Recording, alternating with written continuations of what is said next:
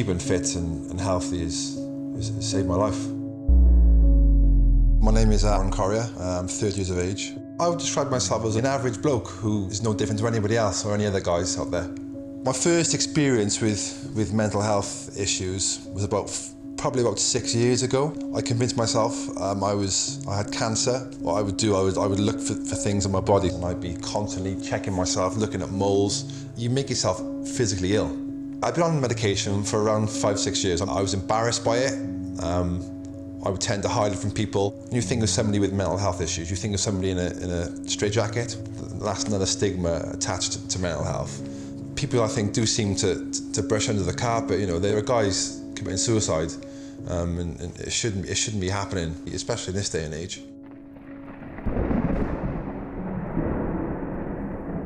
The depression came from nowhere, and I just didn't know what it was at all.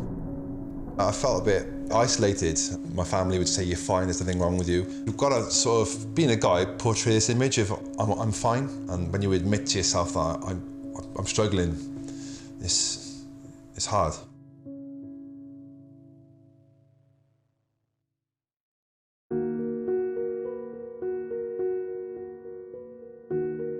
I tried switching off, running away, pretending it wasn't there. I would sometimes just cut myself off from my friends, my family.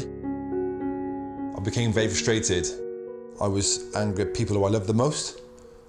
Seeing my dad upset, seeing my friends upset, it was horrible to go through. So what I decided to do from there was just keep myself away from people. It affected my relationships, it affected my work, it affected pretty much every aspect of my life. I knew it was always going to be there, it's always there. It never goes away. I was just fed up of feeling the way I felt. I just couldn't go on like I was going on, and it was getting too much for me. It was just a constant battle every single day to hide it, and I was just tired. I didn't know where to go or who to speak to. I just wanted for it to stop.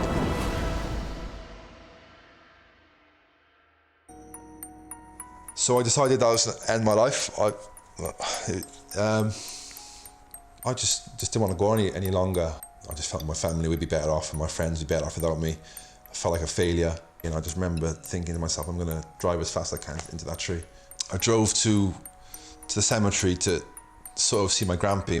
I'm not sure why I even went there, to be fair. And as I pulled up, my dad was putting flowers down. I basically broke down with tears. He said, "Listen, we need to get you help."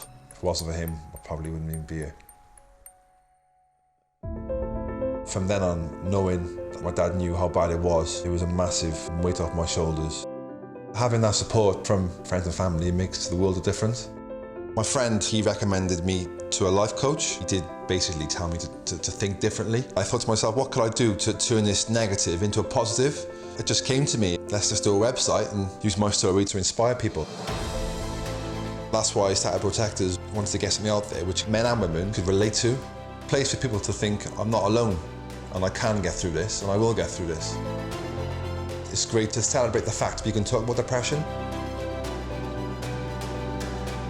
It's changed my life. Be brave. Brotectors is there to help, and we're all stronger together.